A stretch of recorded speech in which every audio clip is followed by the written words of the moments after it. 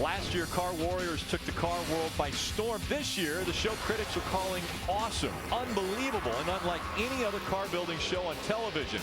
It is back for the second season of all new episodes and all new drama. Don't miss a special preview of Car Warriors. That will be Friday, immediately following the Daytona truck race, right here on Speed, your motorsports authority. Let's go back to pit road and Jim Trado. And Rick, when we stepped away from commercial, that was lap 60. That was the magic moment. That was the final call for the sixth car of Cale Gale to come to pit road. They did pit on lap 60. They had tires ready because the lap prior, the driver said right front, Jerry, right front. They did not change tires though, so there may be a right front tire issue for Cale Gale. They did come down pit road, lost the lead lap. They came in, had to come for pit and fuel, and they did just that, Ray.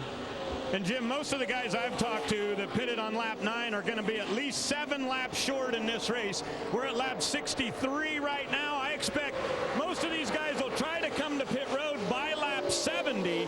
You want to make sure you don't do it too close towards the end of the race. And again, keep in mind, ARCA goes with a green, white, checkered, and it can do it multiple times. So many of these guys way short on fuel. Yeah, Cale Gale has been able to stay in front of our leader. If the caution flag were to come out now, he would be on the lead lap. It won't be a matter of time, though, before this pack will catch him as fast as the pack's running. Yeah, pack still clicking off laps just over 48 seconds, which is about 185 miles an hour. And a single car is not going to be able to get up to that speed, but the pack working together will consume that car of Cale Gale here shortly. And most of these drivers have done a terrific job staying in line like they have, especially up front in the top 8 or 10 positions. Not one of these guys has gotten out of line. Brandon McReynolds, Ryan Reed, Chris Wyndham, Chris Buescher, and Mikey Kyle, your top 5. Then it's Max Gresham, Will Kimmel, Fane Skinner, Steve Blackburn, and Bobby Gerhart, your top 10. Yes, Bobby Gerhart has made it into the top 10 after his interesting pit strategy to start this race. How about our Messina rookies at Daytona as we take a look at the Team Messina rookie spotlight and where they're running? Brandon McReynolds, a rookie, out there in front. Yeah, doing a great job. Fane Skinner running along in the top 10. See Matt Laughlin back in the 23rd spot. All in line as they work their way back into the tri-oval. 15 laps of racing to go here in Daytona. Jamie, how's that floor feeling?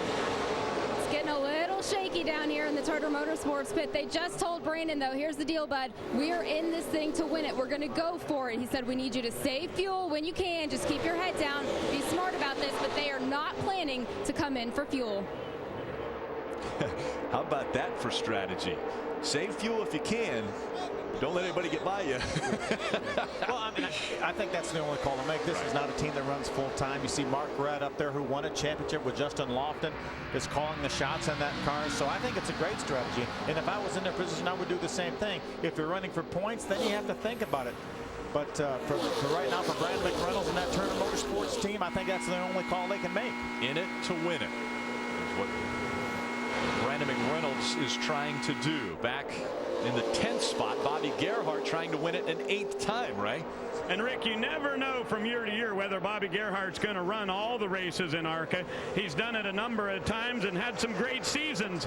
But this year he said he's concentrating on the super speedway races, and they don't have plans to run all the races. I just ran over to his brother Billy, who's the crew chief, and I said, many of these guys are 5 to 7 laps short. He said, we're going to have about 2.5 ounces left in that car, but we can make it to the end.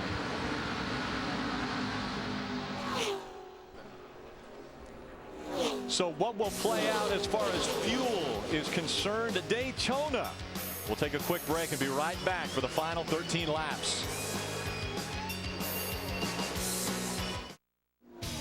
A lot of drivers needing a caution. One comes out as we have just 11 laps remaining here at Daytona.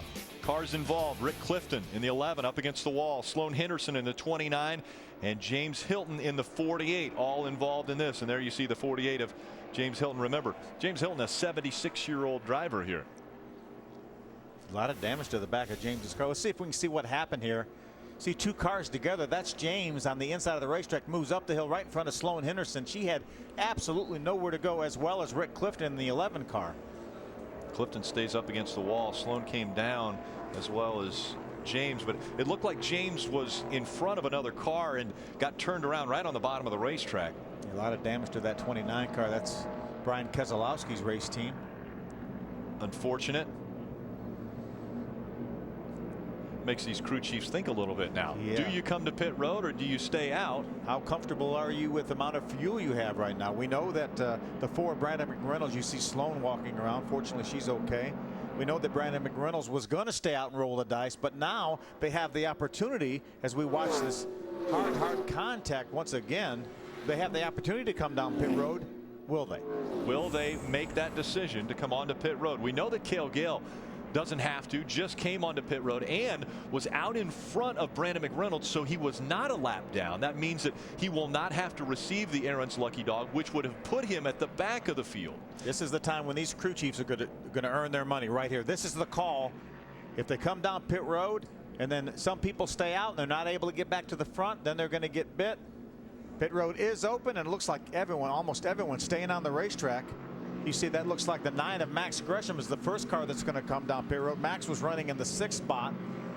There's Fane Skinner in the 39. Here comes Frank Kimmel in the 44. Tom Hessert in the 52 making their way down pit road. Chad Hockenbraw is coming in the Tasty Apple car. There's Max Gresham right there, Ray. Well, Phil, when you're in 7th, you do whatever the leader doesn't do. If the leader pitted, Max was going to stay out. Right in front of the 9, we see Frank Kimmel also pulled in there. They needed to come in and get fuel. Let's go to Jim Trado. Tom Hessert came down pit road. His crew chief, Donnie Richardson, said there's been way too many green flag laps. This team has already pitted twice, but way early on in the race. Hessert down for fuel, 2 seconds, down and away. There's car owner Kenny Schrader right there. Won so many of these ARCA races. Has been Frank Kimmel's nemesis when it comes to Toledo. Either one or the other who's been able to head to victory lane at the Toledo Speedway. It's not like Kenny hasn't been doing anything. He's been racing a lot of dirt here locally. Yeah, he stays very busy. Kenny actually slowed down a little bit last year by only going to 90 yeah, I was races. Say 85 or 90, something like that. Normally over 100 races on his schedule. Brandon Davis in the 2, the Aaron's Lucky Dog. So Brandon Davis will get a lap back, currently running in the 27th position. He was the highest scored non-lead lap car. That will put 27 on the lead lap when we get ready to restart once again.